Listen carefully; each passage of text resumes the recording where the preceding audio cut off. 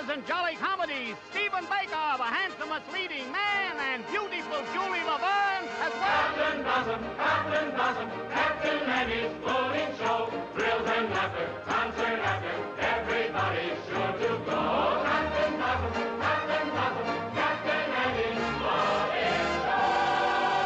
Thrills and laughter, concert after, get younger and go.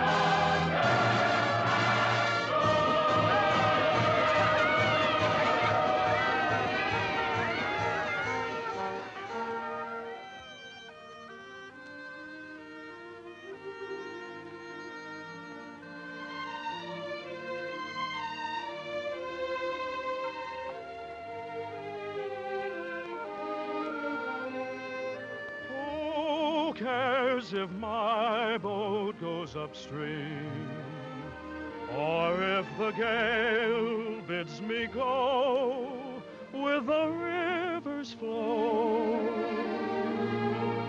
I drift along with my fancy. Sometimes I thank my lucky stars. My heart is free. And other times I wonder, where's the mate for me? Hello. How do you do? Are you an actress? Oh, no, but I'd give anything if I could be. Why? Well, because you can make believe so many wonderful things that never happen in real life. Well, if you like to make believe one thing, why can't we make believe we know each other? The game of just supposing is the sweetest game I know. Our dreams are more romantic than the world we see. And if the things we dream about don't happen to be so, that's just an unimportant technicality. Oh, the cold and brutal fact is, you and I have never met. We need not mind conventions, P's and Q's. If we put our thoughts in practice, we can banish all regret. Imagining most anything we choose. We could make believe I love you. We could make believe that you love me. Others find peace of mind. And pretending, couldn't you? Couldn't I? Couldn't we? Make believe our lips are blending in a phantom kiss, or two or three. Might as well make believe I love you.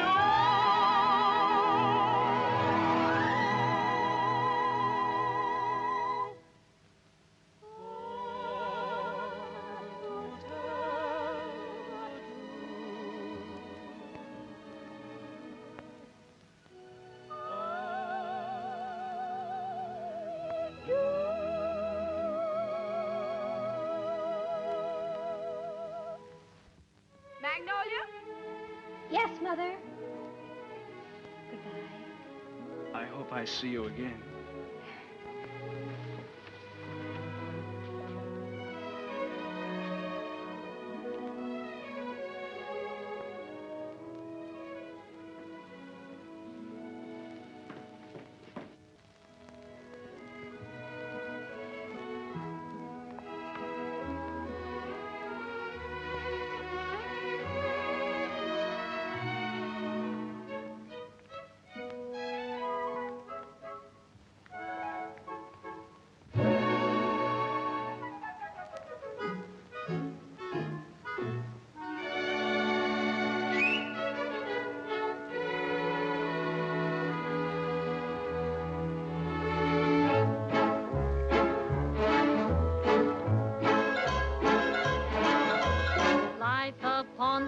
stage ain't ever what a girl supposes.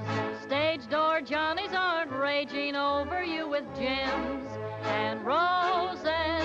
When you let a feller hold your hand, which means an extra beer or sandwich, everybody whispers, ain't her life a whirl? Though you're warned against a ruining your reputation, when you played around the one-night trade around the great big nation, wild old men who give you jewels and sables only live in Aesop's fables.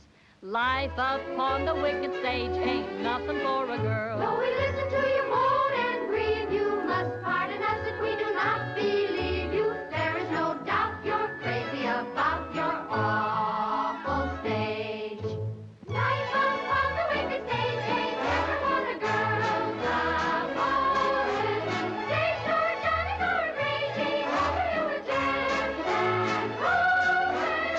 If some gentleman would talk with reason, I would cancel all next season.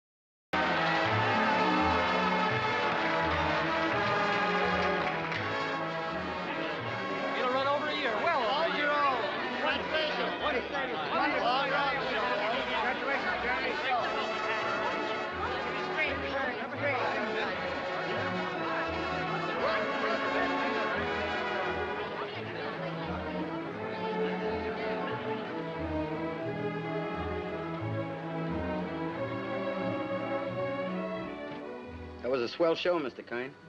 Well, thank you, Joe. Where to? To Waldorf, Mr. Kern? What was that, Joe? That big shindig you're throwing for you. It's down at the Waldorf, ain't it, Mr. Kern?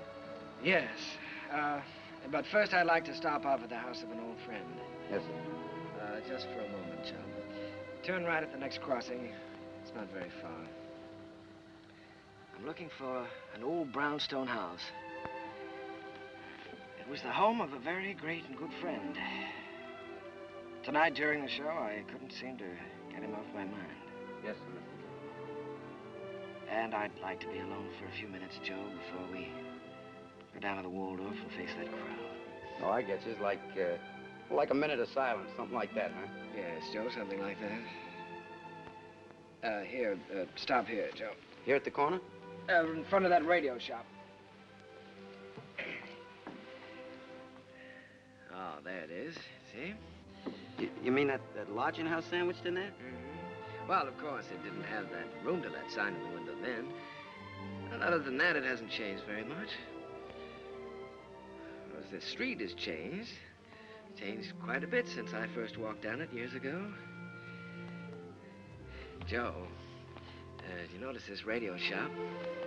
Well, that was a bicycle shop the first time I ever saw it. I remember the day very well.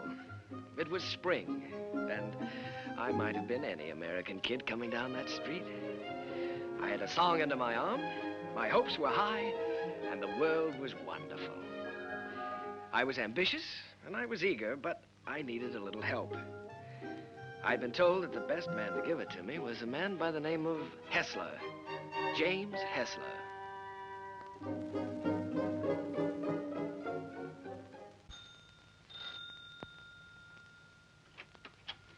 Come in. You're an hour late already. I suppose you realize that. You can start on the upstairs bedroom immediately. Mrs. Muller, Daddy wants some more roast beef. I'll be there in a second, Mr. Hessler, and see that you get to their nests, young man. He's not the moth killer. I'm a songwriter. A songwriter. I see. You entered under false pretenses. Well, it won't do you any good, young man. Mr. Hessler isn't seeing songwriters anymore. He's going in for better things. Maybe he should have some roast beef. He's very hungry. Shh. Don't mention roast beef in front of a songwriter. Look out, give me a snack. No, so it is, so it is. You feel like you're going to fall down and faint, don't you? Dear. Well, you can come in for a while. I can't have people fainting in the house, not even songwriters. Thank you. Come in, come in.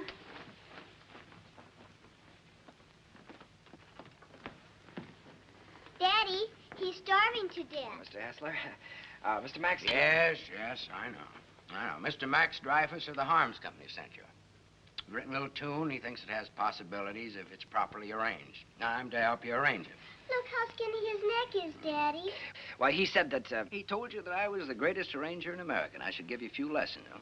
Oh, my friend, he's right. There's only one catch.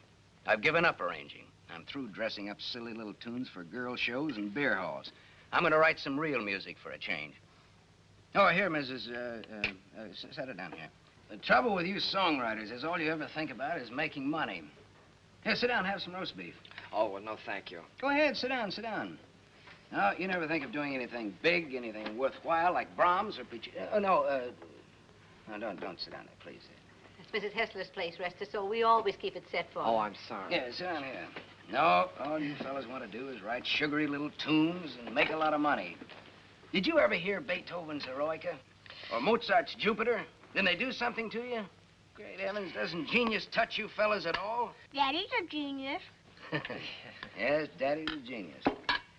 No, my friend, in 3 weeks I'm going to England where I can work. I can have some peace and quiet. No mushy little melodies to be fancied up for public consumption. I'm going to write a symphony. Daddy's going to write an opera just for me. Here, go ahead, eat up. Maybe it'll give you some gumption. Well, I'm terribly sorry, Mr. Hessler. I had a big lunch with Mr. Dreyfus just before I left. It was roast beef, too.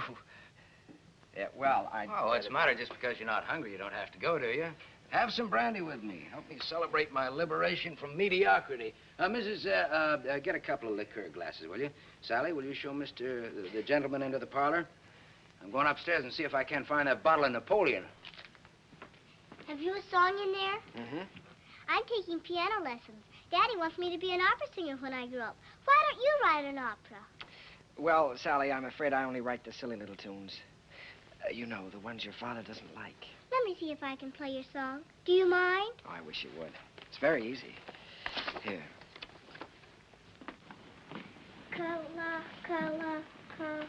What's the name of the song? Kahlua. That's a funny name. Sounds like candy, like gumdrops. Well, it's the name of a very romantic beach in Hawaii, Sally. No, that's B. B natural. Here, let me show you. Now, here's the melody. Should be played with clarinets. Oh, no, wait a minute. No, that's not right. You've got to use clarinets to play the vamp. Oh, I was thinking of using brass there. Brass and spoil your finish? Good heavens, man, you've always got to save the brass for the finish. Oh. Well, what do you think? I know. This is a romantic song. Sit down. It's sentimental. You've got to start the melody off with your strings. Divisa, here, I'll show you. Start that vamp again, Sally. It's perfect for clarinet, see? Now then, the strings hit her. Divisa. Did you hear how wonderful that is?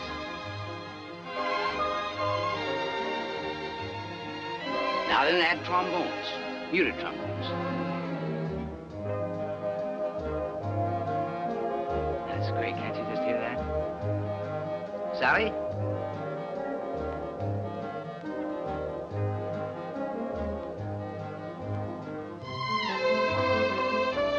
No, wait a minute. We ought to add flutes there. Light and easy.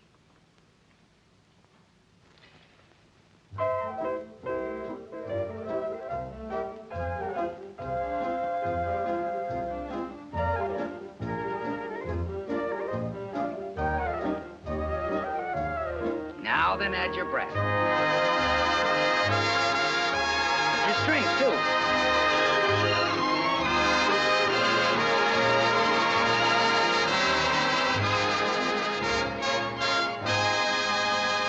There, you see? Isn't that easy? It's a good song, too. It's very good. Is that yours? Yes. Mm-hmm. That's all right. What's your name again? Kern. Jerome Kern. Well, I'm glad to meet you, Kern. Make yourself at home. And I did. My life became a pattern of notes and clefs, tempos and modulations. We worked hour after hour, day after day. It was the beginning of a friendship. It was the beginning of a lot of things. And now, not only did I have a best friend, I had a best girl, Sally. And what a girl. Oh, those were never to be forgotten days, and I hated to think of them ending. But at last the time came when Jim had to leave for England. Oh, here, Jim, let me help you. Oh, it's those symphonies of yours. They're as heavy and bulky as lead. Nice they're not tinny like some tunes I've heard. Oh, Sally, honey, come here. All right, here we go. Fortissimo. Dum-da-da-dum-da-dum. Bum. Got it. Oh, you carry a lot of weight, Sally. It was easy. Come along, Sally. At least we're not going to miss the boat. Goodbye, Mr. Kern. Goodbye, Mrs. Goodbye, Sally. Bon voyage. What does that mean? Happy journey. Bye, Uncle Jerry. Be a good boy. This will be the end of it, boys. Don't forget to pack my song, Daddy. No, I'm good. She means Kahlua. Well, that is her song, Jim. You know, if it hadn't been for Sally, I wouldn't be here now. Well, she's very fond of you, Jerry. I'm going to miss her. I'm going to miss all of you. Well, we may not be gone so long. It all depends on... You won't mind living here alone, will you? Oh, no, I'll get used to it. Jim, in case I don't get a chance at the boat, I just wanted to tell you that, Oh, forget it. I like arranging now that I'm through with it. I'm glad to have been some help. No, it's more than that. It's been your kindness and your home here. Look, Jerry, I just want you to write some good music, some real music. That's all the thanks I want. Don't waste your time fussing with those wheezy little tunes. Think big. Try to be somebody. I will, Jim. I'll try to be as big as I can. Yeah, good. That's fine. Well, we better be on our way. Oh, good heavens, Sally's song. You know, I'm so tickled that she remembered that. Remembered? It's your song, Jerry. She couldn't forget it.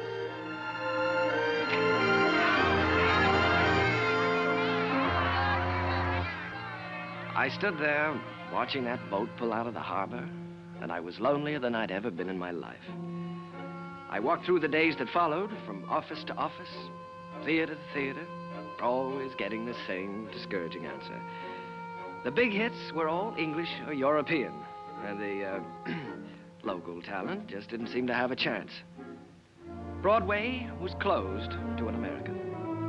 From 23rd Street to Times Square, they were all playing Follow the Leader. And the leader was Charles Frohman. The moment. He's with Keller. Cecil Keller, the English composer. Mr. Frohman's not interested in American songs at the moment. He's leaving for England in a few weeks. Good day. How do you do? My name is Kern, Jerome Kern. Oh, yes. How do you do, sir? I see you have the deeds with you. Mr. Frohman's very anxious to see them. Deeds? You're the man from the real estate office, aren't you? No, I'm a songwriter. These are some of my songs. Your name isn't Kernan? No, Kern, Jerome Kern. I'm sorry. Mr. Frohman hasn't a minute to waste. I'm afraid I must say good day. Well, now, maybe sir. if he'd listened to one of my songs, I have one that could be made very English. Good day, sir. Goodbye, Mr. Frohman. Goodbye, Mr. Keller. I'll see you in London soon. I'll call you when I get there. Thank you. I'll be waiting for your call.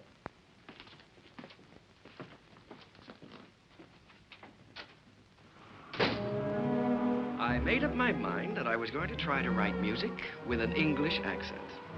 So I sailed for London. I wish I could say with flags flying and my courage high. But the sea and I and the boat didn't get along too well together. I was mighty glad to see land again.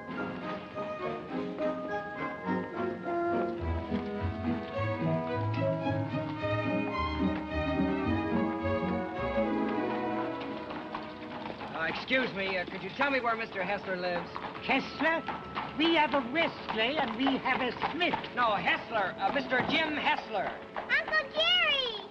Sally. Oh, honey, it's so good to see you. We didn't know you were coming. Well, I didn't know I was myself. Daddy will be so glad to see you. Come on, we live right over there. All right. Oh, Sally, you're getting prettier every day. I'm a music teacher. Yes. Well, the tables are turned. American songwriter invades England. That's pretty good, Jerry. No, it's daring, very original. You're thinking big anyway. It's a chance I'm taking, Jim. Say, you've gotten a little skinnier, haven't you? I haven't been getting enough roast beef lately, I guess. Jerry, I look at you sitting there, and it's just hard for me to believe you haven't been here all the time. Thanks, Jim. It's sort of like being home again. How was the symphony coming along? All right? Oh, well, yes, I'm still in the note-making stages. Of course, I always believe in making plenty of notes. It's kind of like planting seed. One day they start to grow, and then before you know it, lo and behold, your symphony's all written. Uh-huh. Simple and easy, huh? Not as difficult as writing those silly little tunes. Well, no, it's the quiet here that does it, Jerry. Peace in this place is just so thick that you can float on it. It's a rustic pastoral. Wait a minute, now, answer that telephone. Oh, the doorbell. Will you get the door, please? Don't you do something about that? Yeah. No, there's a picturesque pastoral. Hello. Who? Sometimes they're on backward. I can't. She's waiting for a piano lesson, sir. Oh, Mr. Edwards. Yeah, put him on. Come, Sally, it's time for Hello, George. When, my little sonny? Fine. I don't want to. Tomorrow? Be glad to. I'm not going to have a lesson. For dinner, good. Hester, you behave yourself. All right, I'll be there. Bye-bye. From London. George Edwards. The producer? Yes, he wants me to come up and sit in on a rehearsal of a new I show. don't want to take any piano lessons. Uncle Jerry's here. You've got to talk to your daughter. I can't do a thing with her anymore. Well, This is Uncle Jerry's first day here, and I shouldn't be made to take lessons, should I? Should I, Uncle Jerry? Well, I think you should have one day off, maybe, huh? That's the end of her. There was some hope for her until her Uncle Jerry arrived. Now she's spoiled for good and all. Come, we get ourselves a cup of tea. you know, Sally, I'm inclined to agree with you. I think Uncle Jerry's arrival does call for a celebration. Now, what'll it be? London or the fair? Oh, the fair, Daddy. Please, the fair. All right. The fair it is.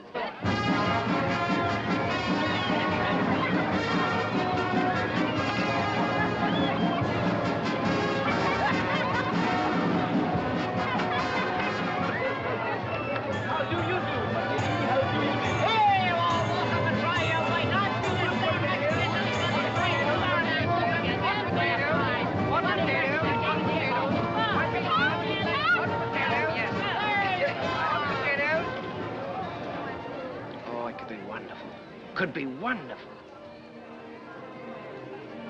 Oh, no, Jerry. I don't want Sally to go up in the swings, not till she's a little older. The whole stage full of swings and a boy and girl in each swing and all of them singing. Oh, you mean for a production number? Yeah. Yeah, that's not a bad idea. They could swing from the stage right out over the audience and back again. Make a good production number. What song would you use with it? Spoon with me'd be perfect. Spoon with me? That sounds fine. Suppose I take that up to George Edwards. For the gaiety? Sure. I'm going to have dinner with him tomorrow night. Oh, Jim.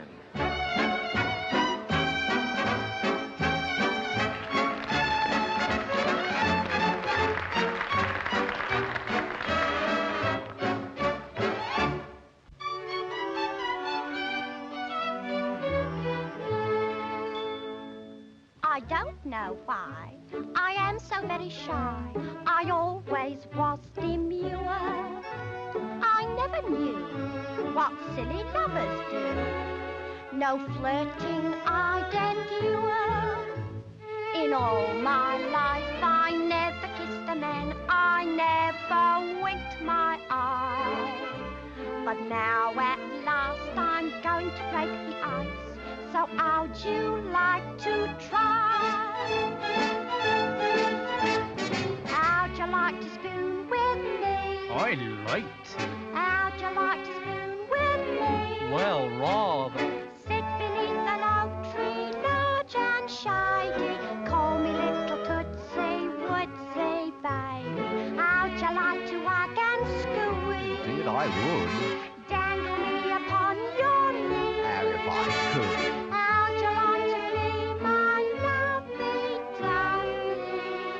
How'd you like to spoon with me? What a daisy.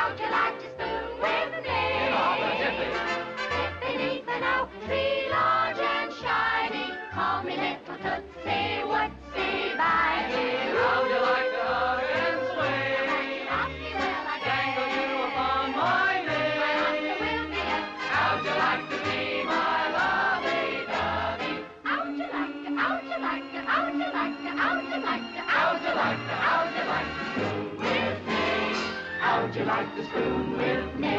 Rather.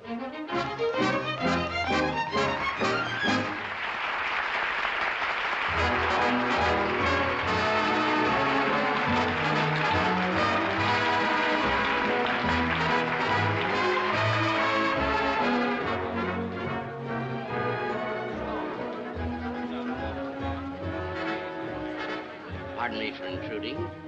You've been pointed out to me as the composer of that delightful number with the swings in it. My name is Froman, Charles Froman. Mr. Kern, I want to congratulate you. Froman. I'm sorry, sir. It isn't my number. My name isn't Kern. There's Mr. Kern, sir, down the bar bit. That gentleman there?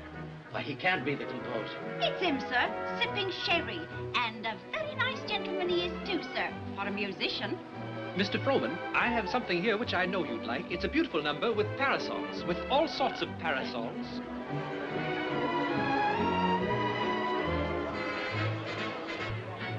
Mr. Kern? Oh, Mr. Froman, how do you do? I'm very glad to know you. Mr. Kern, I want to tell you I think your swing number is delightful. It has such beautiful English charm to it, really delightful. Oh, by Jove, Mr. Froman, that's rather nice of you. It's a pleasure to know you, Mr. Kern. You know, you fellas over here have a style all your own. As English as the scent of the May blossoms. Would you join me in a glass of sherry? Righto. Miss.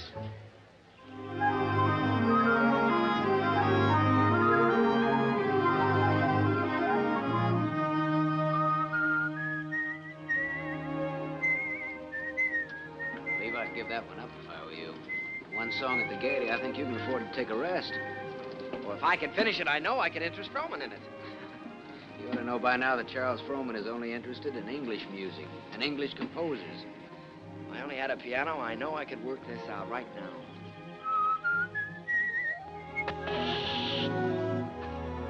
Flat. Well, it looks like you do have a little work to do. That town we passed wasn't very far back, was it? No, not very. Well, let me take your bike, and I'll go back and see if I can borrow a repair kit. No, I think I'd better go. I can talk with the natives better than you can. Well, let me do it. I can use my accent on them. That's just what I was afraid of. No, you wait here and whistle yourself a little tune till I come back.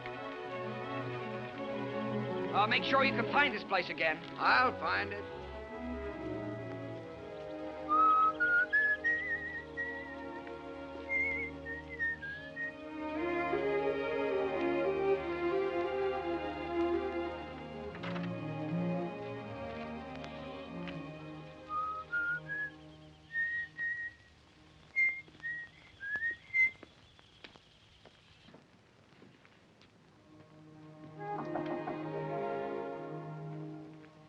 I say, is anyone there?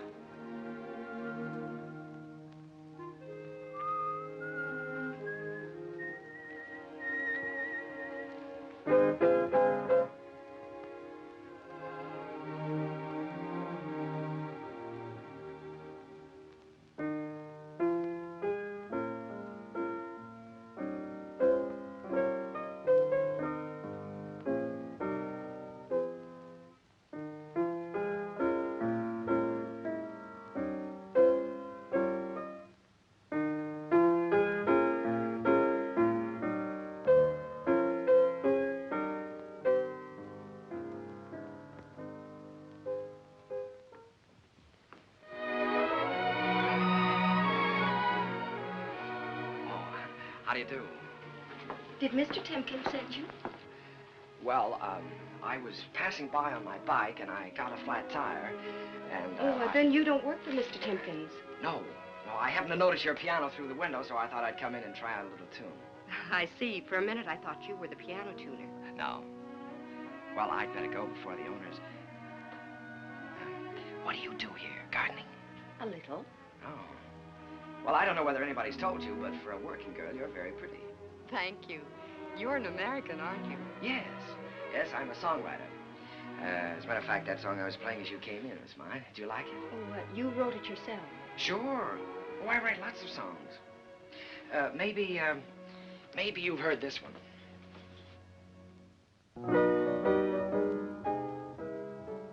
Why, that's from the Gaieties. Everybody's singing it. Uh-huh. Now, this is the one I was working on.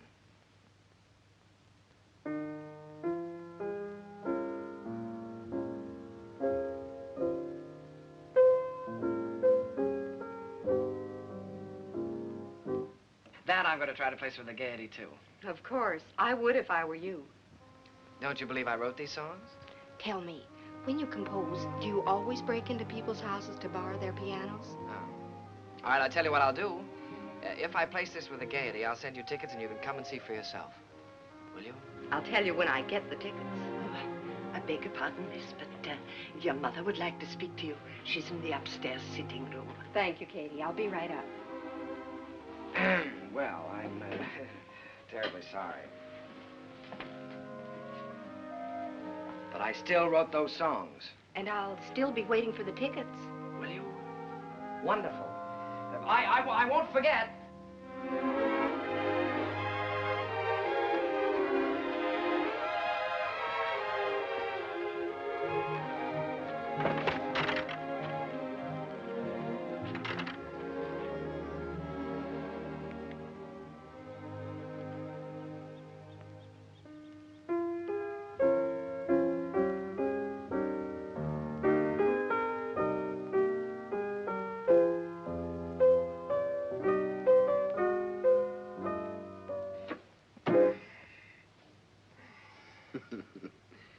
And you were the lad who wasn't going to fall in love with anybody for a long, long time. Well, this girl is different. Sure, I know. Well, now, don't joke about it. It's serious. Don't you believe me? Yes, of course I believe you. Now, she really is different. I know. Her hair is like spun gold shining in the sunlight. Well, I don't know about her hair. She had a kerchief on, but her eyes were like pools in the starlight. I see. Even with her working clothes on, she's the prettiest girl I've ever seen. I'm sure of it. Seriously, Jim, don't you believe me? Yes, Jerry, I believe you. It's spring, isn't it? And tomorrow morning, I think I'm going to give you a great big dose of sulfur and molasses. Good night.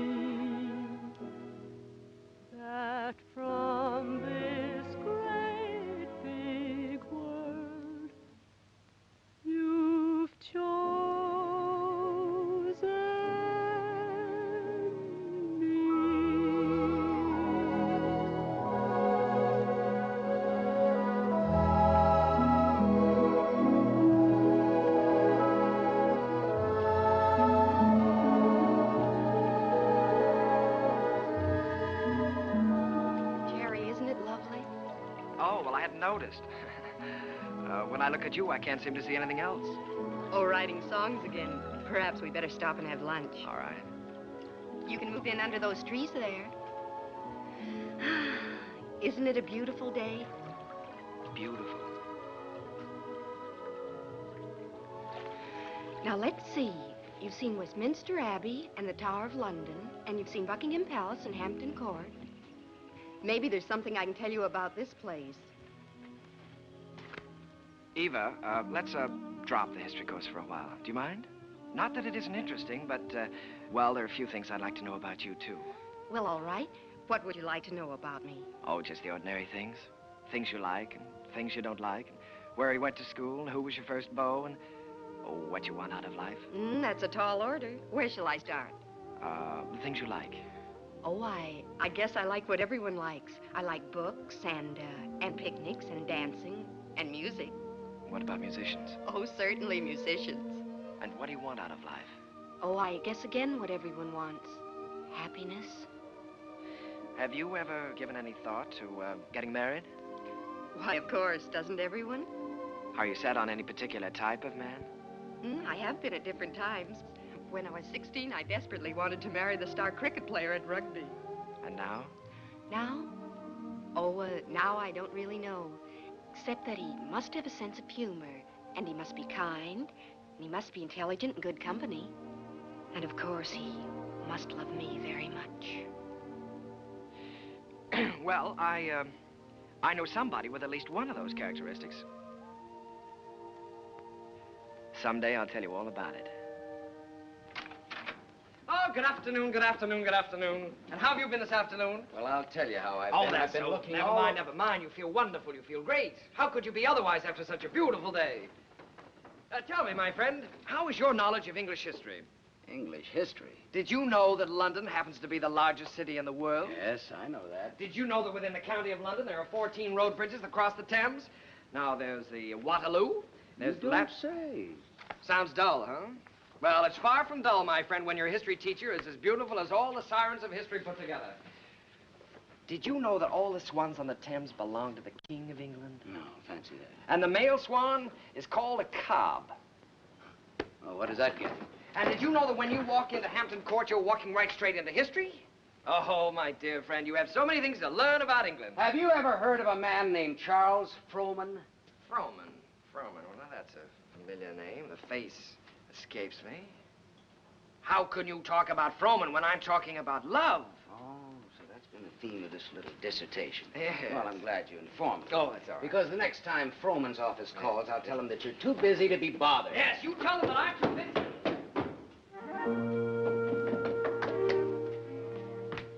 Did you say the next time Frohman's office calls? That's what I said. They've been calling you all day. But why should I bore you with such trivial details? Well, what do they want? No, no, dear friend, you return to your archives. Why think of the future when the past is so glorious? Oh, come on, now quit clowning. What happened? Nothing, nothing. Frohman just wants you to write 4 songs for his new show. If, of course, you can spare the time. Well, why didn't you tell me about it? Why didn't I tell you about it? Well, come on, let's get going. There's no time. We've got to do that on the ship. On the what? On the ship. We're sailing with Charles Frohman tomorrow. We have to start rehearsal in 6 weeks in New York. Oh, Jim, Oh, no. Look, Jerry, this is the chance you've been waiting for. You certainly are full of surprises. I thought you'd be up in the clouds. I feel like I've just been yanked out of the clouds.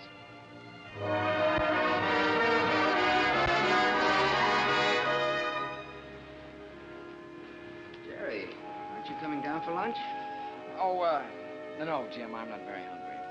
Now, look, you've got to snap out of this. It isn't the end of the world, it's the beginning.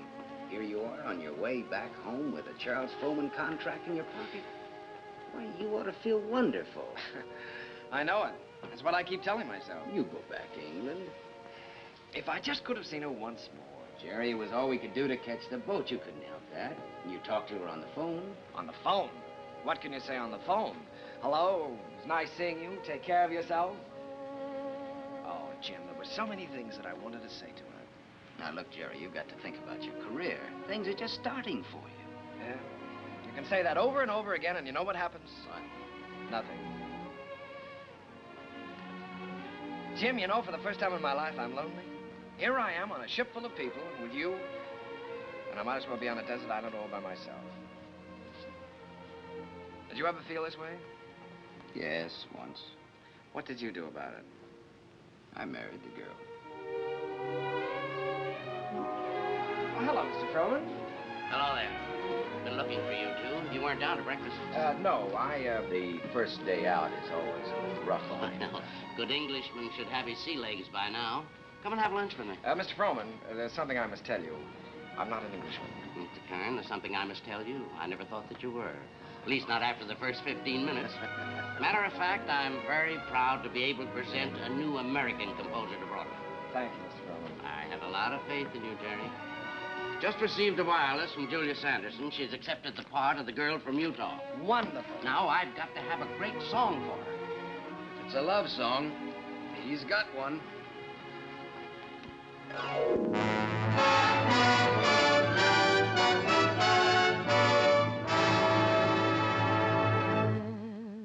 When I told them how wonderful you are, they didn't believe me. They didn't believe me. Your lips, your eyes, your teeth, your hair are in a class beyond compare. You're the handsomest boy that one could see. And when I tell them, and I'm certainly gonna tell them, that you're the boy whose wife one day I'll be, they'll never believe me. They'll never believe me that from this great big world you've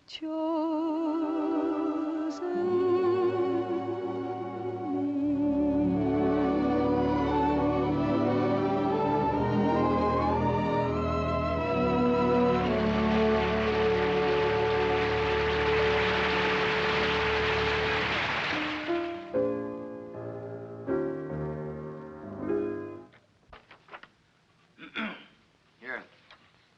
I've got the Clouds number worked out pretty well now, huh? I never realized that writing a complete score was such a job before. Well, one good all-night session like this does wonders. We could use another week. If we weren't 3 weeks late already. Oh, I hope he likes it, Tim. Rowan, he'd be crazy about it. If he hadn't gone out and bought himself another show while he's been waiting. Good morning. Sally, what are you doing up? I'm gonna have my breakfast. Right. It isn't morning already. No, it can't be. Sally, you'll be late for school. I'm coming.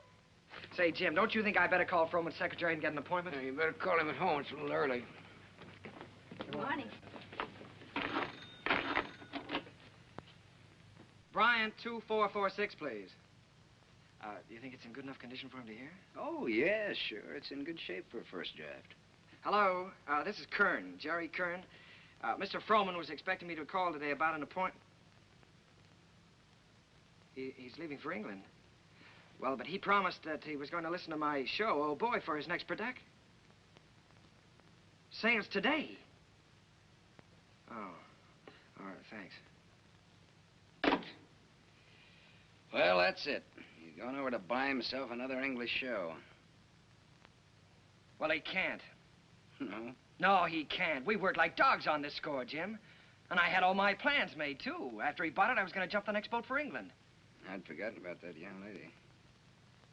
Wait a minute. I've got an idea. My passport is still good. Why don't I take the same boat he's taking today? Wonderful. Get him on board ship and he can't get away from you. That's right. Then I can sell him the show. Wonderful. Then I can go and see Eva. Sure, you can get married. Well, yes, probably have to ask her first. Well, that's an idea. Well, I'll go and phone the steamship company. Right, I'll go back. Driver, you think you can make it all right? If we get a break in traffic and the old engine holds out. Oh, Uncle Jerry. Jerry, come on now. We've only got a few minutes. Jerry, if you want to miss that boat, come on here.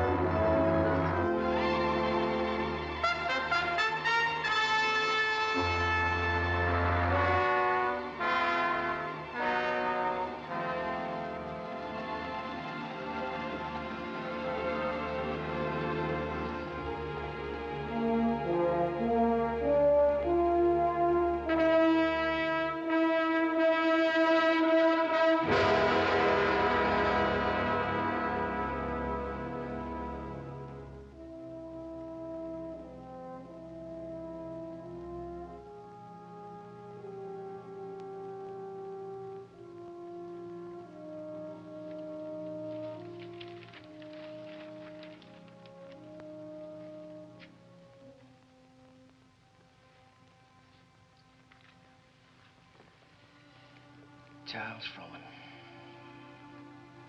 It's like watching an era crumble in front of him. The theater's gonna miss him. Yeah? You were very lucky to miss that boat, Jerry. Seen Max around? Oh, hello, Jim. Victor? No, I think he went over to Comstock and Elliott's. What a terrible tragedy. Yes, it's unbelievable. Jerry and I were just talking.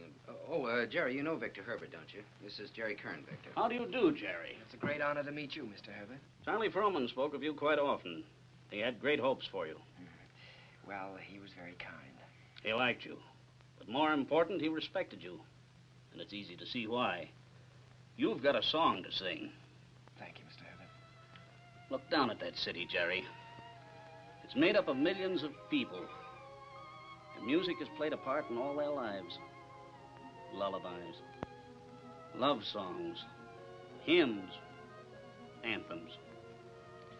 Must be pretty wonderful, Mr. Herbert, to realize that people you don't even know and never will know are singing your songs, and all of them asking for more of the Victor Herbert music. It makes me feel grateful, Jerry, and very humble. One of these days, you'll find out yourself how it feels. What is it my publishers call me? The Dean of American Music. Well, I think you're going to be the next dean. One thing I must admit, you've got a better figure for it. Oh, thank you. Keep writing, boy. Don't let anything stop you. Good night. Good night, Mr. Herbert. Night, Victor. Good night, Jim. Good evening, Mr. Herbert. It's a deal, gentlemen. Congratulations. Comstock and Elliott are going to produce Oh Boy. Max just sent me over with the check. What's the matter? Aren't you fellas happy? Yeah, we're happy. Thanks. Turn out those lights again, will you, Ed?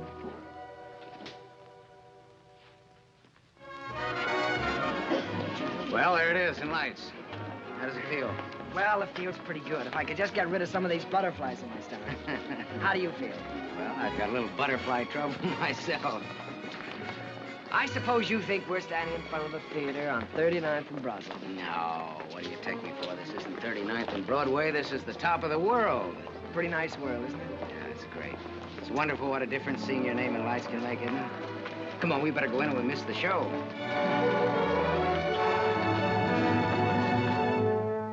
The rain comes a pitter-patter, and I'd like to be safe in bed.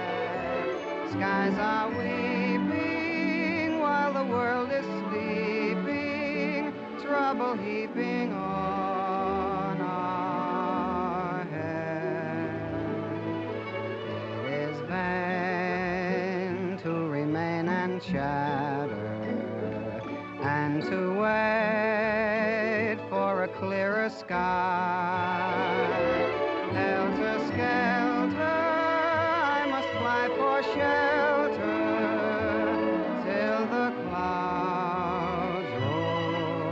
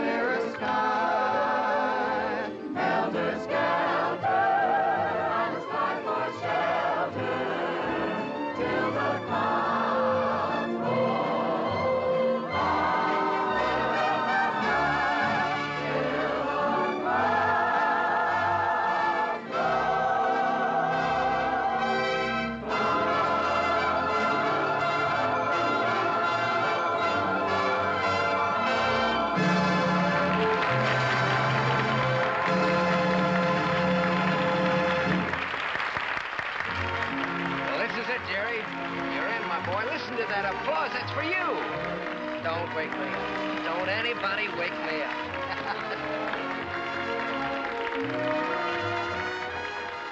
Figured out how you're going to spend your money yet? Well, for one thing, I think I'll buy an interest in Harms. For another... You think you might take a little ocean voyage? Well, good luck. I don't see how she can possibly say no. No, that's what I'm worried about. I'm afraid she is going to say no, Jim. You know, I can't get her out of my mind. She's... Yeah, I know. I've been through this before. She's everything you've ever dreamed of on this earth. She's everything I've ever dreamed of in heaven.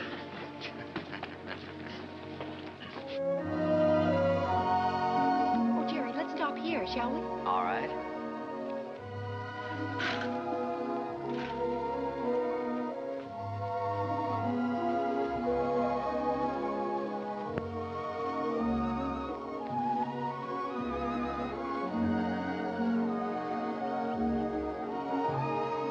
Jerry. You know, you didn't write very often. Well, my letters weren't very interesting, Eva, so I tore them up. As a matter of fact, you didn't write very often yourself. A lady doesn't correspond with a gentleman, unless it's a reason other than a personal one. Oh, well, now, doesn't that sound a little silly to you? No, it sounds altogether fitting and proper. Oh. Want to fight? A lady doesn't fight. Well, what does a lady do? Oh, you're impossible. Well, you're right. If I were you, I'd have nothing to do with me. In fact, if I were you, when I ask you to marry me, I'd say no. Just on the grounds that a lady never says yes. Now, see here. Are you going to ask me to marry you? Might, with a little encouragement. A lady doesn't... In my country, if a lady wants to be asked, she has to be encouraging. In my country... In your country? What in your country? Well, there are proper ways to go about such things in every country. Oh. Well, then let me put it this way. From the very first moment I saw you, when you walked in from the garden, I knew that out of all the women in the world, I'd finally found the right one, the only one. I wanted to tell you then. I wanted to say, hello, funny face. I don't know your name or anything about you, but I've loved you all my life. You were my first school teacher, my first date, the first girl I ever kissed, and everything in the world to me. You see, I recognized you immediately. You thought all that? That's right. I stood there thinking that, wondering what you'd do if I kissed you. What would you have done? What would you do now?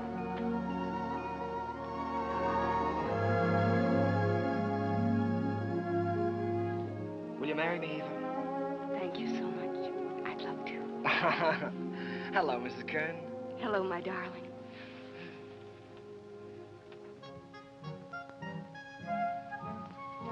They're here, Daddy. They're coming up the steps.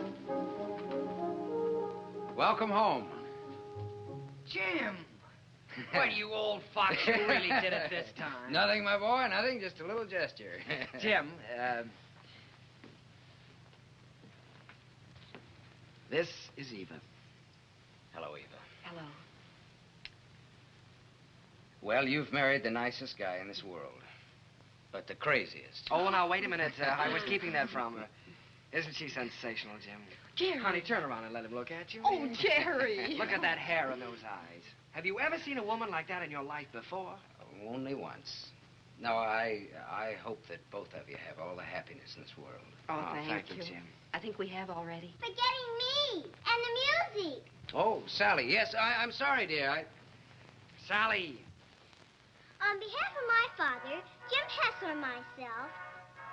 On behalf of my father, Jim Hessler, and myself, I wish to congratulate you on the start of your voyage into the great sea of life. Oh, Sally. Well, on behalf of my wife and myself, I thank you very much. I'll take it. Hello, Mrs. Hello, Mr. Kern. Sally, it's so wonderful to see you. Why, you have grown up, haven't you? Sally, this is your Aunt Eva. On behalf of my father... Thank you, Sally. We're going to be real good friends, aren't we? Yes, I expect we are. Well, what do you say? Let's all go in and have something to eat, shall we? Oh, Jim, it's so good to be home again. Yes, it was good to be home. I felt I had everything in the world. Happiness, success, and the wife I had dreamed about. I wanted to put it all into music. Eva's smile, and her eyes, and what it meant to be with her. And at last, it seemed to me that the clouds had rolled by. First, there was Leave It to Jane.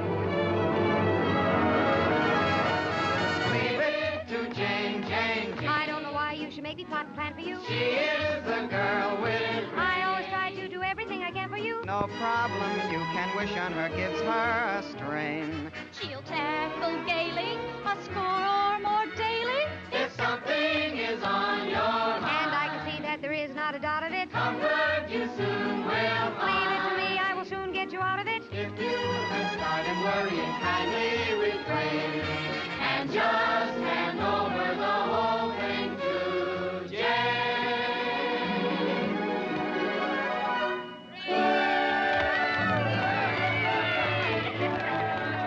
Well, Jane, why don't you tell us how you do it? Yes, come on, Jane, tell us. Oh, but it's really very simple. I just study up on the famous women of history. You mean like Lucretia Borgia? Well, no, not exactly. Listen.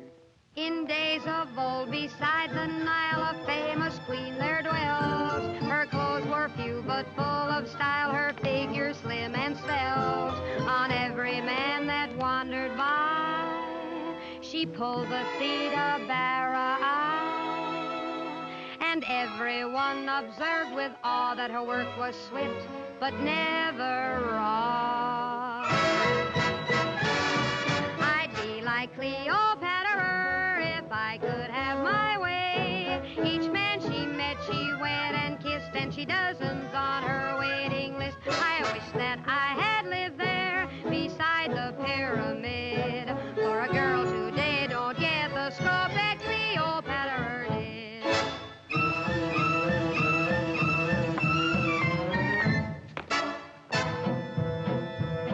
She danced new dances now and then, the sort that make you blush.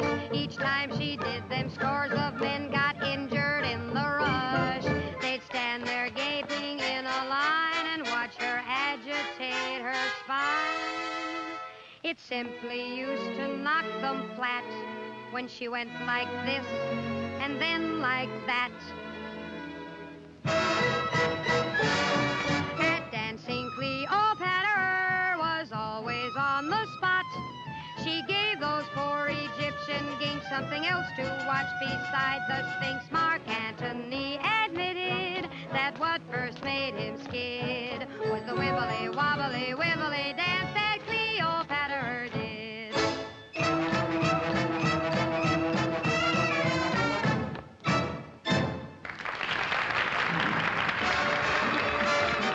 Leave it to Jane, Jane, Jane.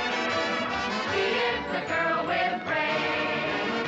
No problem you can whip her, give her a string. You'll tackle gaily a score or more daily if something is on your mind. Comfort you soon will find. If you have started worrying, kindly refrain. Don't you bother, don't go to your father. Just leave it to Jane, Jane, Jane, Jane, Jane. Turn the whole thing over to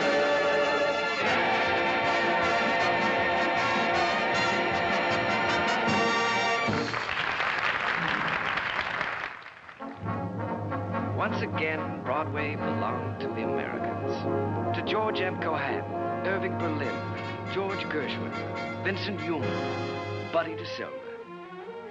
I was working in mighty great company.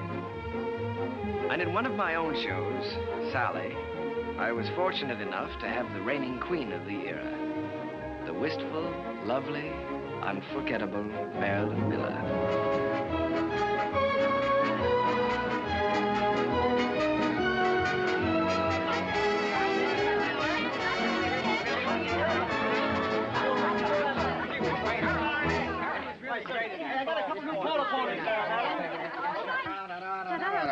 All right, Larry, thank you. Hazel, my dress. I have it right here. We're going to have to hurry. How's it going? Oh, my goodness. I was never so nervous in my life. Did you see me trip? No, you no, are no, nice. More flowers from Mr. Dickfeld. Oh, how wonderful. Says the first act was a dream, signed Flo. Wish you'd said the second act. Don't worry about the second act. Second's better than the first. No. Thank you. Hazel, is everything ready for the quick change? Everything's ready in the stage dressing room. All right. Thank you. Hazel, have you got everything? Yes, everything's here. All right, let's go. Good luck, Miss Miller. Thank you. Good luck today. Oh, my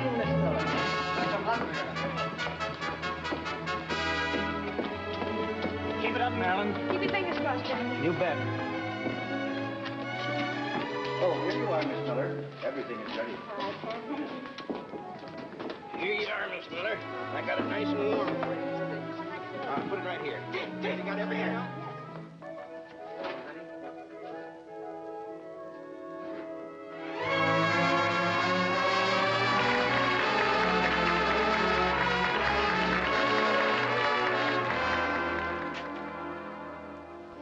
As I wash my dishes, I'll be following a plan till I see the brightness in every pot and pan.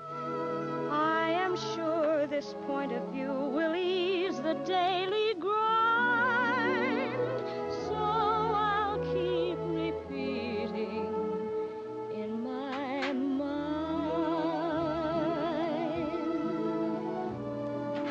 Look for the silver lining whene'er a cloud appears in the blue. Remember, somewhere the sun is shining, and so the right thing to do is make it shine for you. A heart full of joy and gladness will always banish sadness and strife. So always look for the silver lining and try to find the sunny side of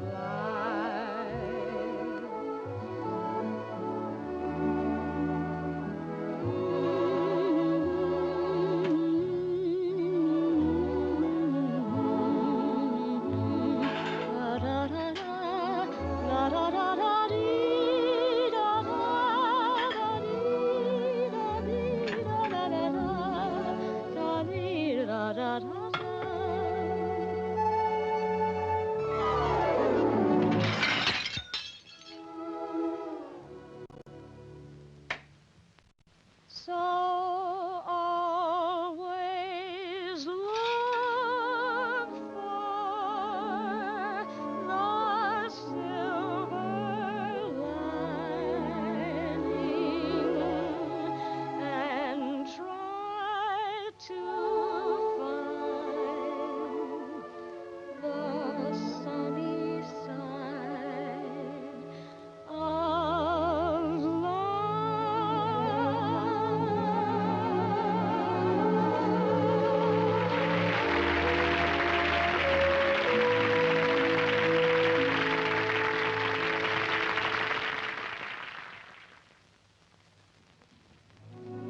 I never thought I'd ever keep a scrapbook, but it was nice to know that people were singing my songs and asking for more.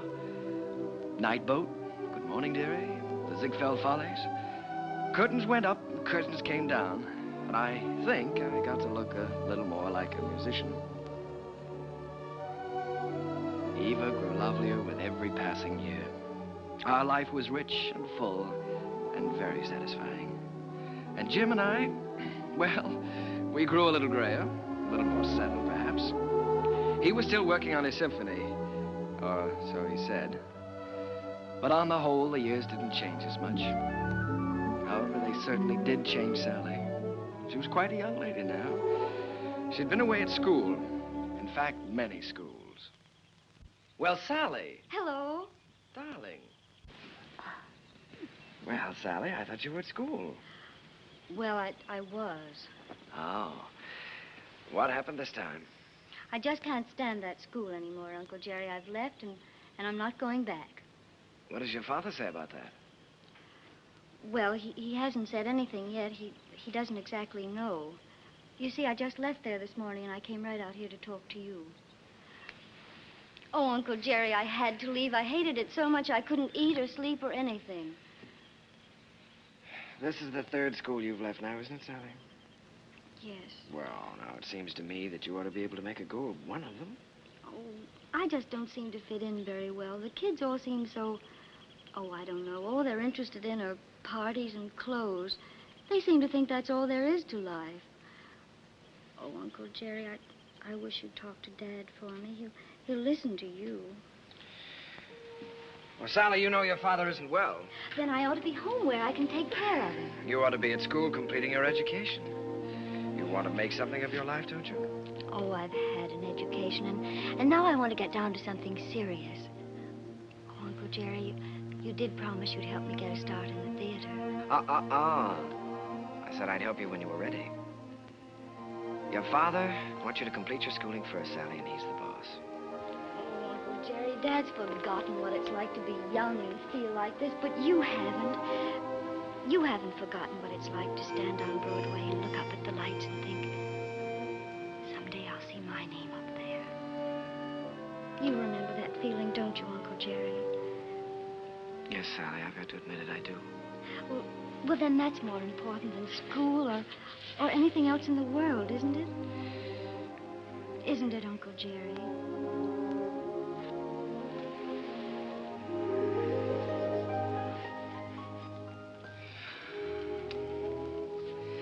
It's the third time, Jerry. Yes, I know. Maybe we shouldn't have made her go back before. After all, if she hates it so much. Oh, Jerry, you can't keep on running away from things all your life. It's time Sally found that out. Well, you can't live another person's life for them either, Jim. It isn't fair. Sally's grown up now, and I think she ought to be allowed to do what she wants to do. I want her to finish her education and get a chance to finish mine. I always said that any kid of mine was going to get the right start in life. Well, what's right for one person isn't always right for another, Jim. You know that. Jerry, the trouble with that girl is she's just plain stage-struck. She comes by that honestly enough, doesn't she? Remember how we used to pound the sidewalks and knock on doors? Nobody could stop us. Goodness only knows enough people tried to. Remember how thrilled we were when we finally realized we were in? So what right have you or I to interfere with Sally? Yeah. Well, what are we gonna do, Jerry? I'd give her a part in Sunny. So cast. Part of Gwen hasn't been cast yet? Gwen, well, it's only one line. Gwen is going to have a song. The doctor's here, Mr. Hessler. Oh, fine, Miss. Doctor, I'll be with you upstairs in just a minute. Good evening, Mr. Kern. Hello, Doctor. You know, when you get to be my age, you start collecting pills. Well, Jerry, I hope that works out all right.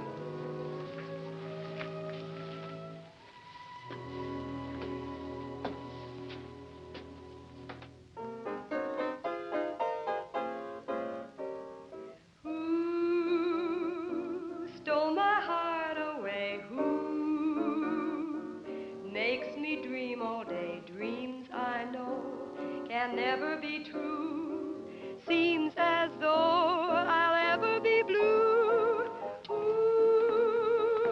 Hello, Mr. Hammerstein, how are you? Very well, Miss Miller, and you? Fine. Hello, Oscar. Jerry. This is a charming number. I was just telling Jerry how much I liked it. What a fine lyric you've written. Oh, thanks. Jerry, I've just been talking to Mr. Dillingham, and he thinks that Who should be a big production number instead of a solo, and that, of course, Marilyn ought to sing it. Oh. Well, then, of course, we'll have to do it. It puts me in rather a tough position, though, Oscar. After all, I did write it for Sally. I know you did, Jerry, but we'll give Sally something else. Oh, she's going to be awfully disappointed. It's a wonderful song, and I'd love to sing it, but I hate to take it away from her. Well, it's for the good of the show, Marilyn. I think you're right, Oscar. Have you thought, though, how you're going to tell Sally? It's not going to be easy. Oh, I thought you should tell her, Jerry. Oh, I was afraid you would. Well, after all, you know her so well, it shouldn't be too difficult. Well, it would be a lot easier if I didn't know her so well. Would you like me to tell her? I'm sure she'll understand. Would you do that, Marilyn? Certainly. Ask her to meet me in my dressing room. And don't worry. Thank you, darling. But Uncle Jerry wrote that song for me. I know. And I know how disappointed you must be, too. But, Sally, disappointments are part of the theater, and you've got to be able to take them. Well, the very same thing happened to me in my first show. I had to give up my song to the star. I think I felt pretty much as you're feeling right now. Then I think it's a pretty low, miserable trick for you to pull on someone else. Sally, listen to me a minute. This is your first show. You're just starting. And there are going to be a good many songs and a good many shows for you. It may be difficult for you to understand now, but one day you'll realize you've got to give and take, whether you like it or not. I'll never take a song away from anyone else, especially if it's their first real chance. Oh, Sally, please don't put this on a personal basis. I don't want to take the song away from you. Then why are you doing it? Mr. Dillingham thinks it's best for the show. And what's best for the show is more important than what I want or you want or any personal feelings involved. Don't you see that, Sally? Yes, I see it all right. You're trying to take my song away from me, and you aren't going to get away with it. Uncle Jerry wrote that song for me, and I'm going to sing it. I don't care whether you are the star. You're not going to take it away from me. Sally. She can't have my song, Uncle Jerry. Don't let her talk you into it. I don't care what happens. She can't have my song. I'm sorry, Jerry.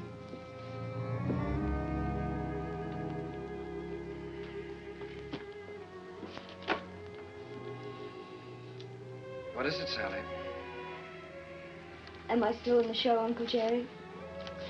If you want to be, you won't have a song, though.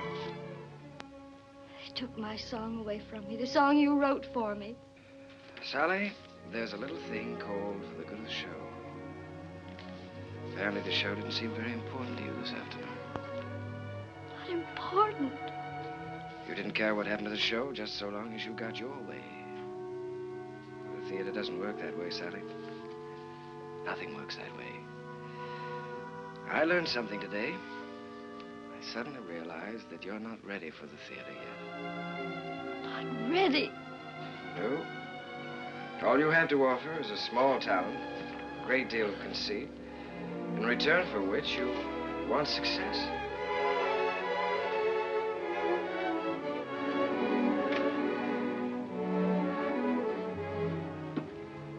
Sally, I've known you and loved you ever since you were a little girl. I couldn't love you anymore if you were my own child. But I must say this to you. You're not going to get anywhere in this life by using people. And until you realize that, you're not going to have the respect of anyone. Sally, I'm ashamed of you.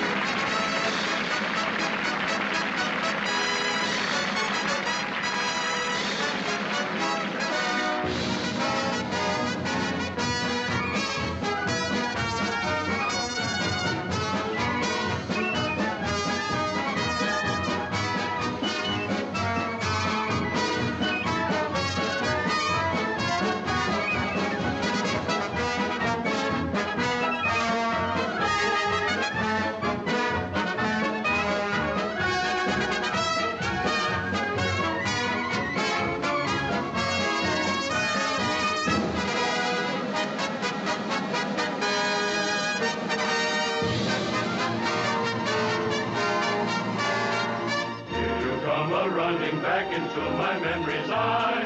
Little playmate once my game mate in the day gone by. Ragged dresses, tangled dresses, flying o'er the hill. Heaven bless us, you no less a share of Jacksonville. You funny little willow that describes her to a T. She is full of fun, he named the lady perfectly. She is bright and sunny. Never comb your hair, sonny. Leave the breezes there, sonny. Let your stockings fall down for shocking, 'cause now is all that you do. Smiling all the while, tomboy. Where'd you get your smile from, boy? Little sunny girl, be my honey girl, sunny.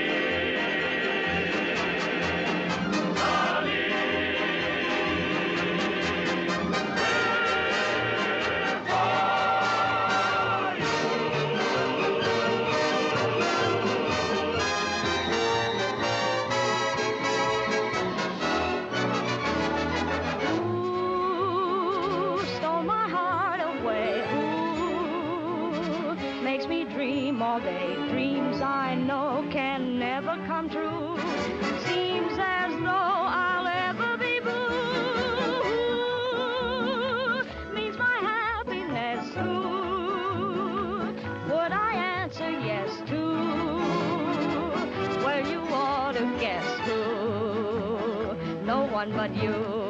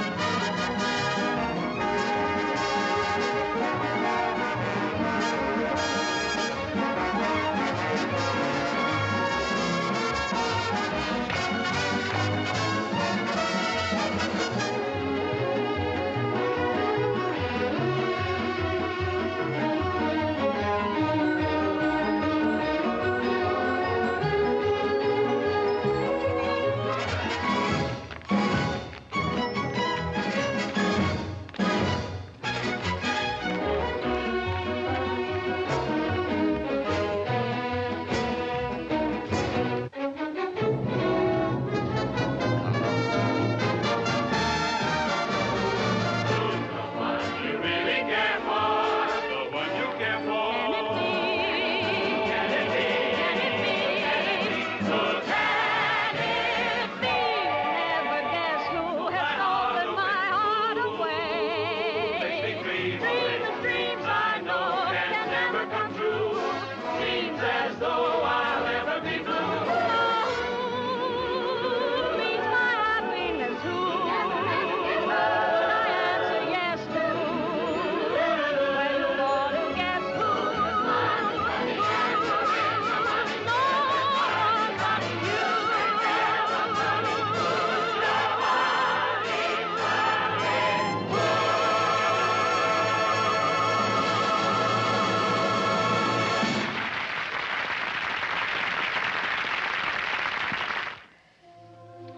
Hello?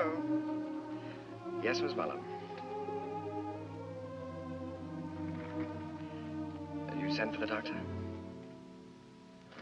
Is Sally there? Oh. Well, you be sure he stays in bed, Miss Mullum. I'll be right over.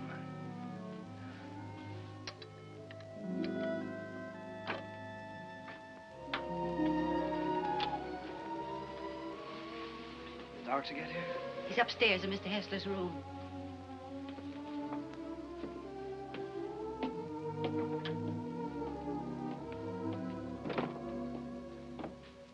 It's his heart. I wouldn't stay very long. Mr. Hessler could use a little rest.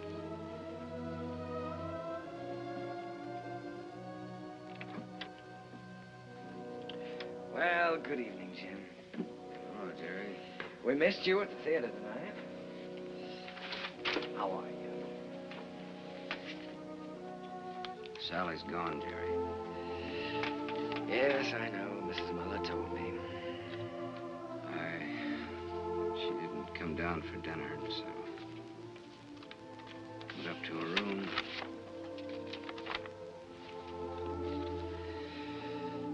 Daddy. I'm going out on my own. Don't worry about me. Someday you'll be proud of me. I'll always love you. P.S. Tell Uncle Jerry I still love him. It's all my fault, Jim. I shouldn't have suggested that she'd be in the show. No, Jerry. Sally is Sally. It's time both of us faced that. Yes, I know, but I think I heard her. Well, she's got spunk, all right. Jerry, she's young. She's way too young to be out on her own. Well, now, look, Jim, don't you worry about this. I'll bring her back.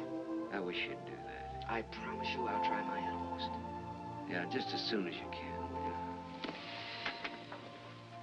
Good night, Jim. Why don't you get back into bed and get some rest? Yeah. I left no stone unturned trying to find Sally. Personal ads, private detectives. But the answer was always the same. No one had seen her. It was a futile hunt. I tried to keep Jim's hopes alive, but I think he knew. And then, one night... Please don't mention that I telephoned.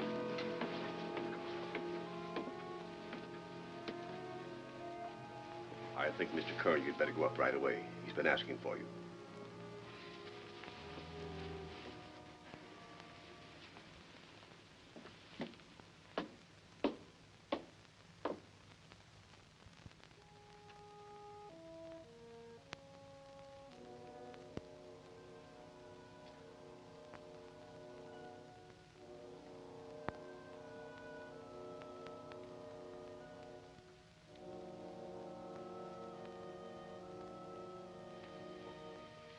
Jim.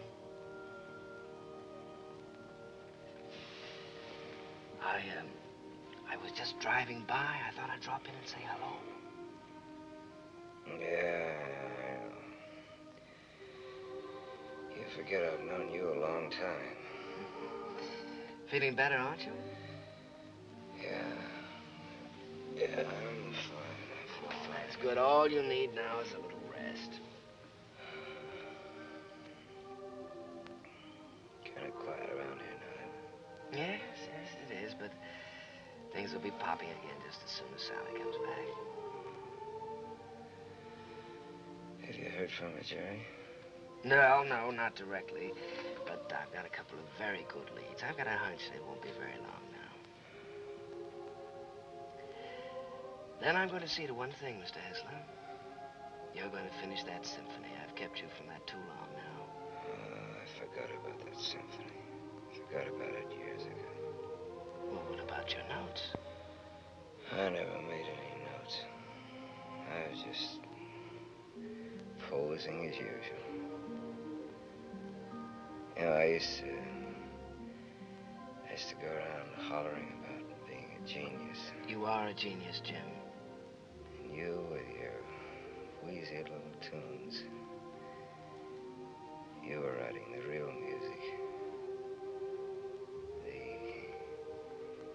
The folk music of America. Thanks, Jerry, for letting me kind of stick around. No, wait a minute. Let's get something straight, Jim. I didn't let you hang around. If it hadn't been for you and your faith in me, I would have quit half a dozen times, you know that.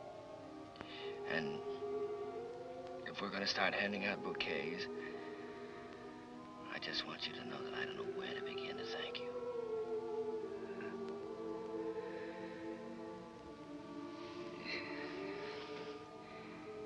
You're a great man, Jerry. It's been a privilege getting in on that music. It's been a lot of fun with you. Now, let's not talk that way, Jim. In a couple of weeks, you'll be back at that piano screaming for more and more brass. Jerry. This looks like the time for strings. Jerry, if I want you to look after Sally for me. Jim, you're going to be all right. So is Sally. In a couple of weeks, why, we'll be laughing about this.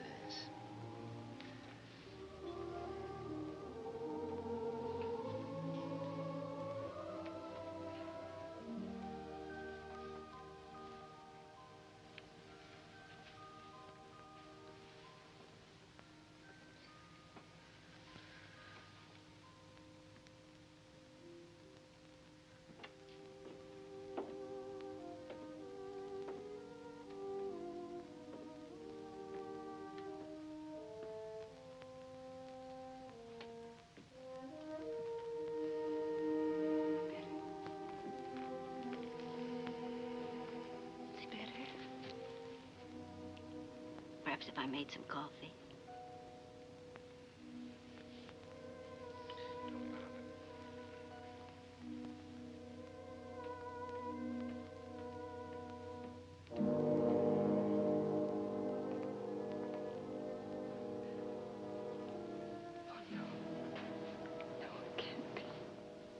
Mr. Kern had hardly closed the door when he...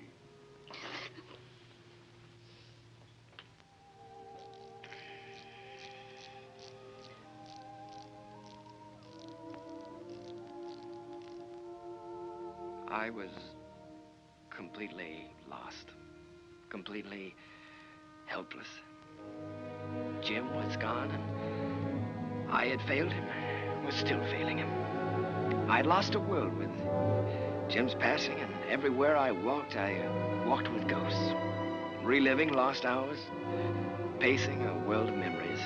I couldn't even think in terms of music. I began to feel that I might never write again.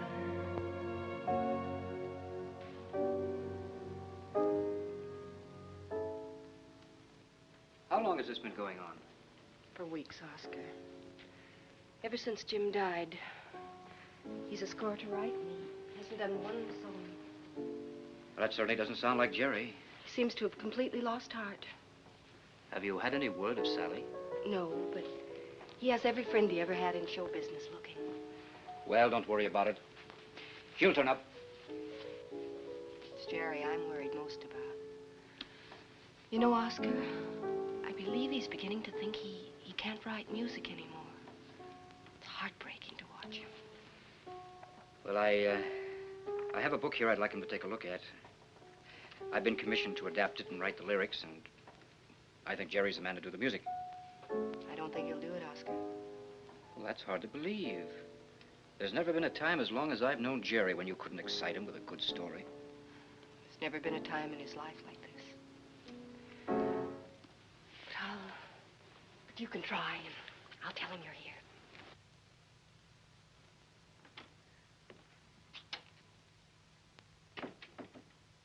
Hello. How's it going, dear? Oh, fine, darling, fine. I was just tinkering a little bit with the melody, but it's going to be all right. Of course it is. Aye, it is raining, isn't it? Jerry, Oscar Hammerstein's here. Oscar? Oh, darling, why didn't you tell me? Oscar, come in. Hello, Jerry. My goodness, it's good to see you. Won't you sit down? Sit down. Thanks, Jerry. Well, what's new? I'll tell you what brought me out here, Jerry. I came across a novel that I think's going to make a great show. Now, if you'll do the music, I'd like to do the book. Oscar, I'd love to. I really would, but, I have so many commitments right now that I don't think it wouldn't be fair to you or anyone concerned. Suppose I leave the book with you and you glance through it when you have time. Oh, it's no use, Oscar. Well, I'll leave it anyhow. See you next week. Won't you stay for dinner? I'd certainly like to, but I have to get back to town. Bye, Eve. I'll see you to the door, Oscar. Bye. Bye.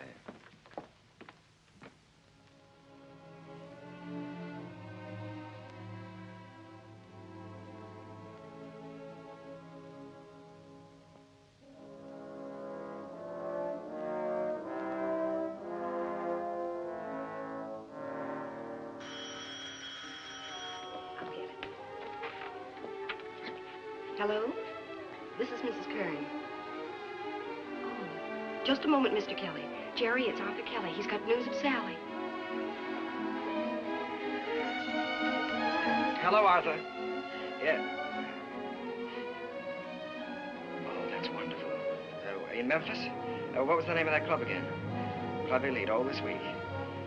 Yes, well, I'll get right on it. Thank you very much, Howard.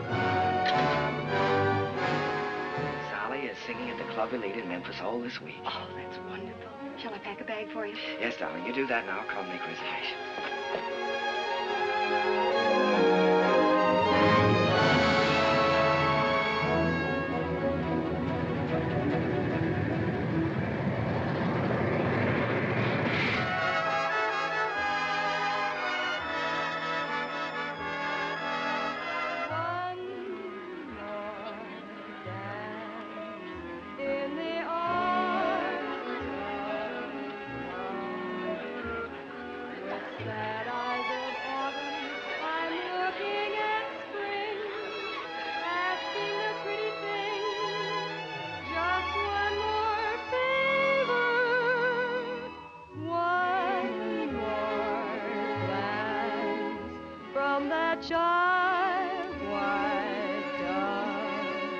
One more night, if you will.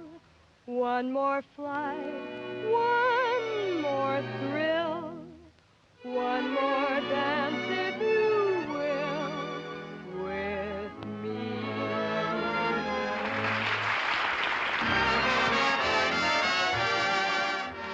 Will you dance with me? Oh, no, thank you. No. Go ahead and dance with us, No, Charlie. thank you. Go ahead. Charlie. Will you dance with me? I sure will, baby. What's this? Sit down.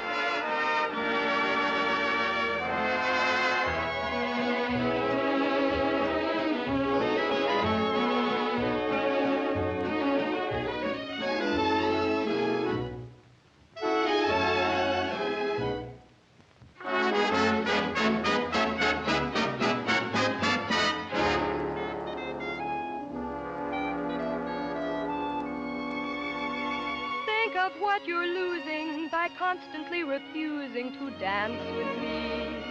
You'd be the idol of France with me.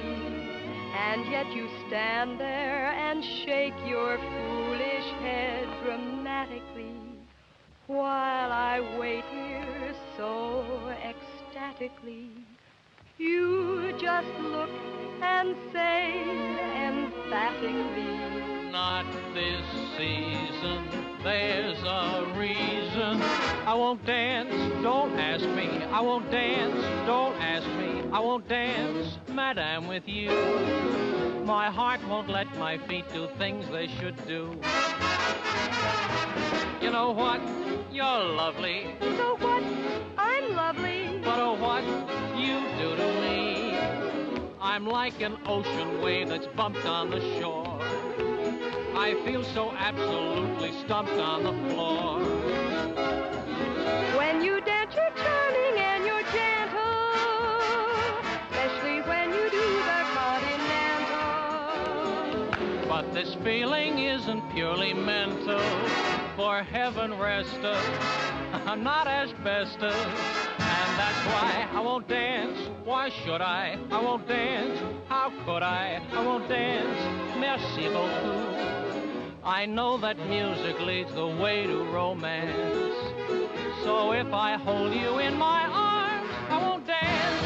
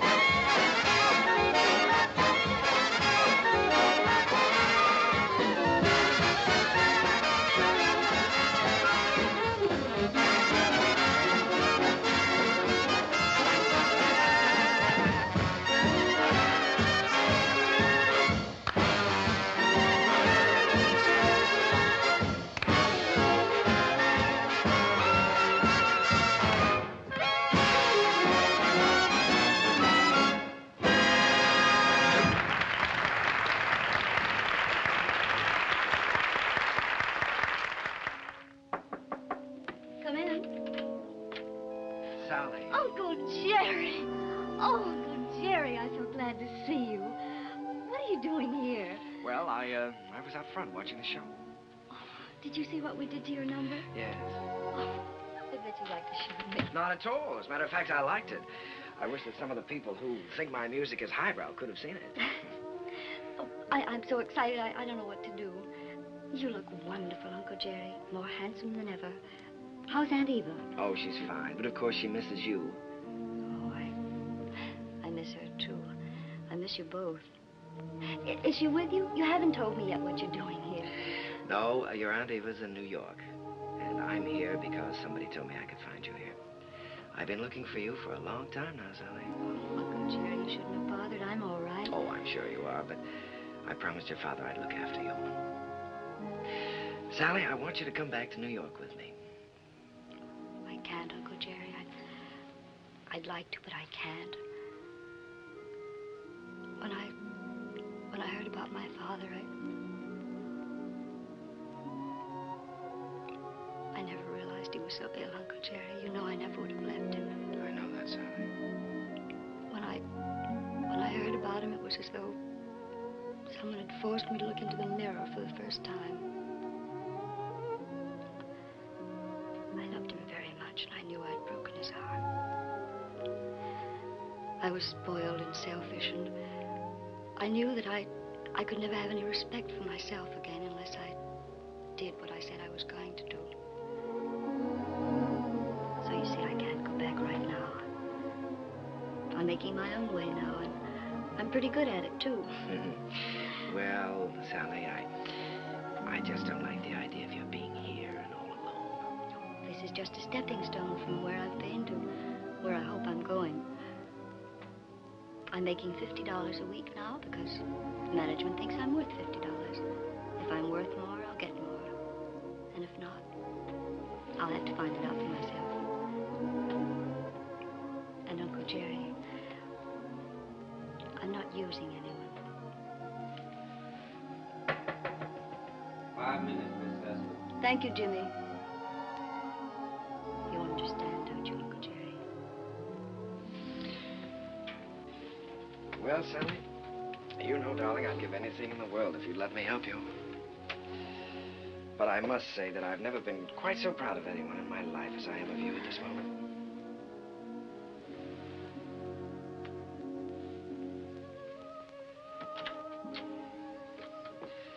Good luck, darling.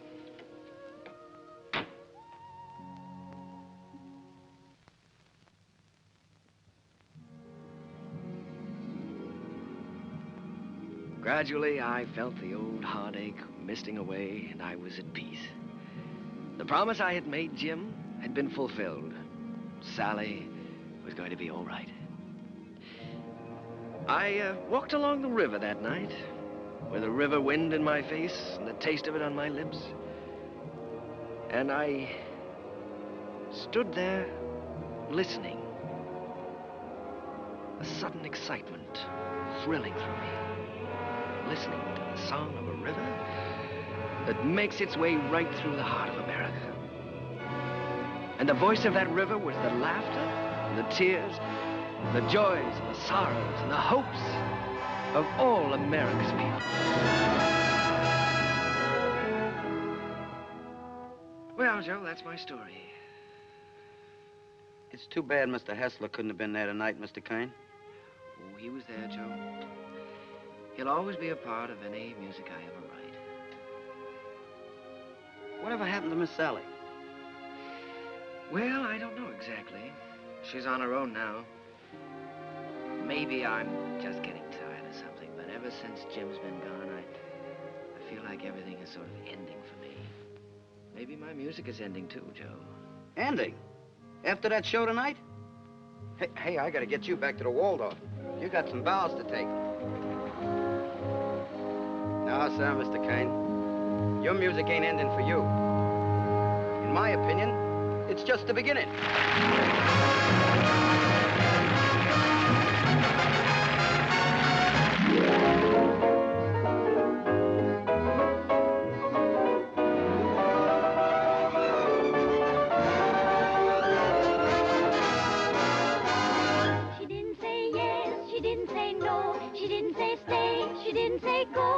wasn't so sure that he'd be good. She wasn't even sure that she'd be good. So what did she do? I leave it to you. She did just what you do.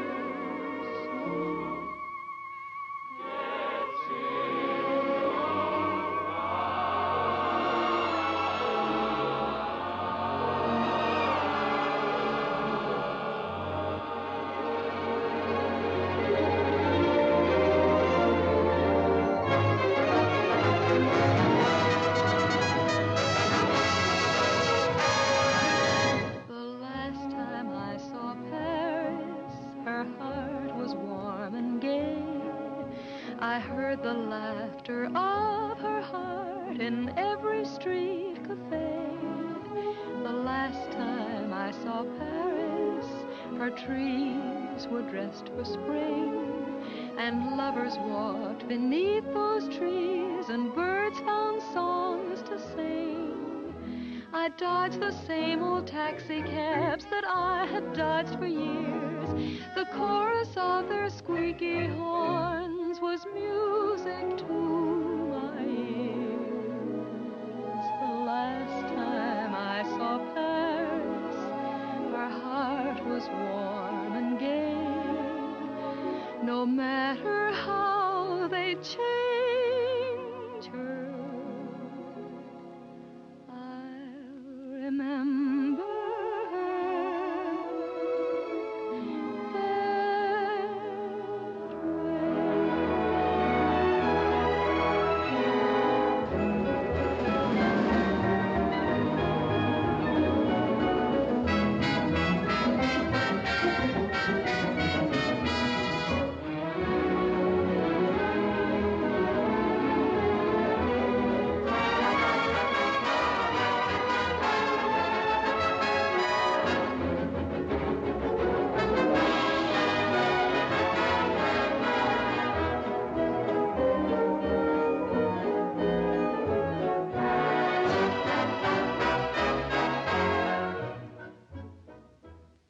Do sit down, Mr. Kern.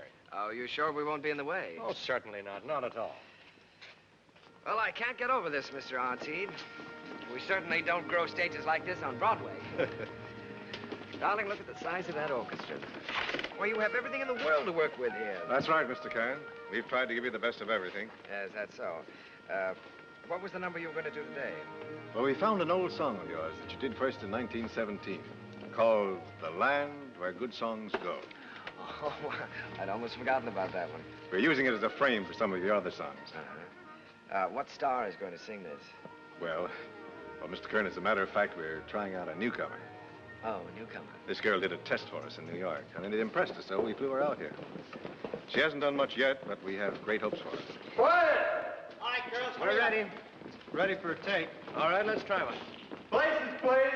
Okay, Charlie. Hit the lights. Quiet! Okay, roll 'em. Action.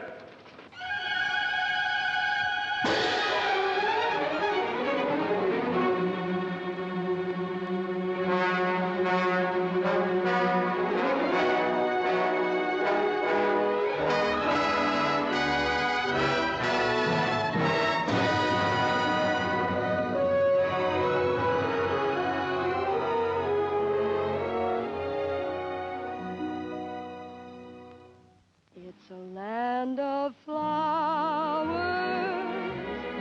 and April showers with sunshine in between.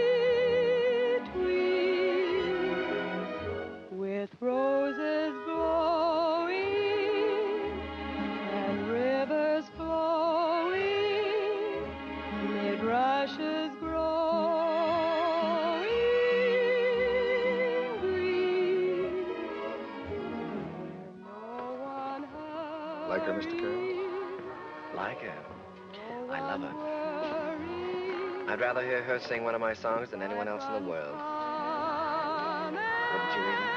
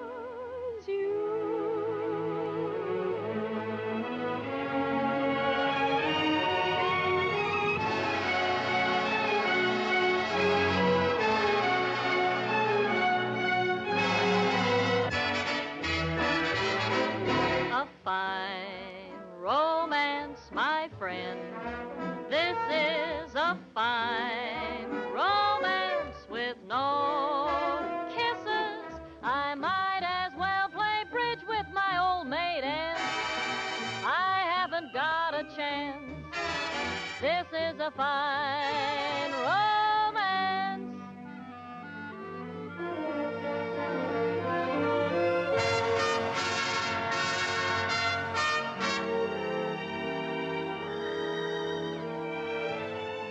You are the promised kiss of springtime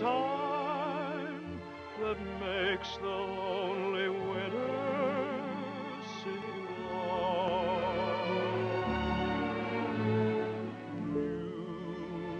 You are the breathless hush of evening that trembles on the brink of a lovely song. You are the angel glow that lights a star. The dearest things I know are what you are.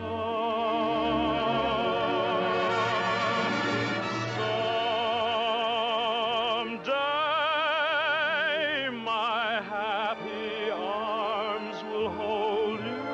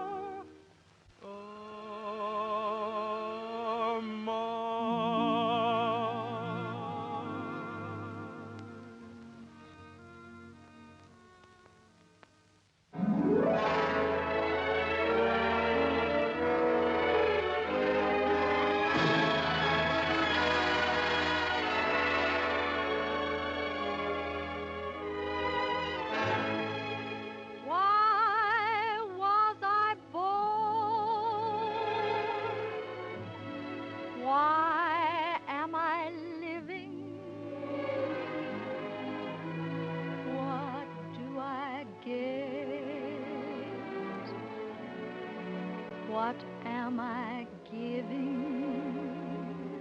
Why do I want the things I dare not hope for?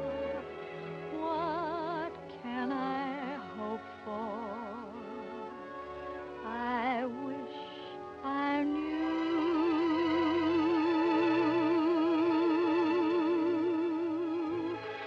Why do I try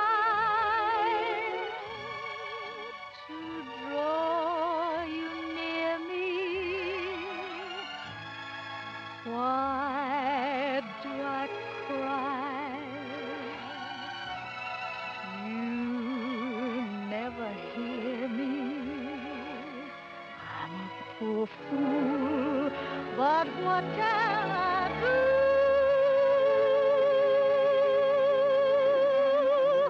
Why was I born to love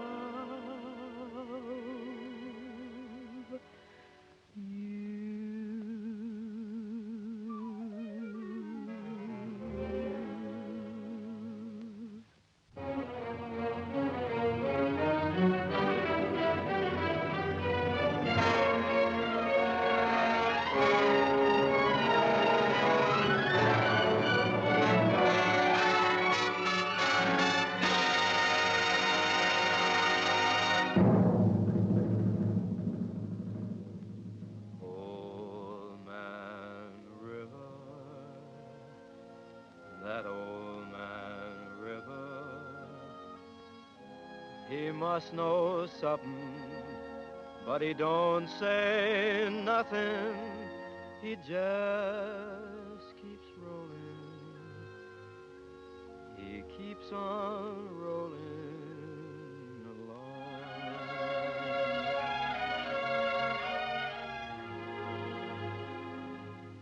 He don't plant taters, and he don't plant cotton, and them what plants 'em is soon forgotten. But Old Man River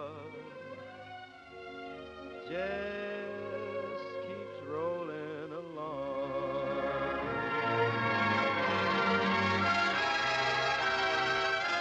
You and me, we sweat and strain, bodies all aching and racked with pain. Tote that bar, lift that bell, you get a little drunk, and you land in jail.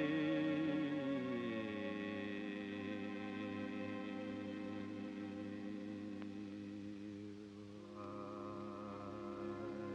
gets weary and so sick of trying. I'm tired of living, but I'm feeling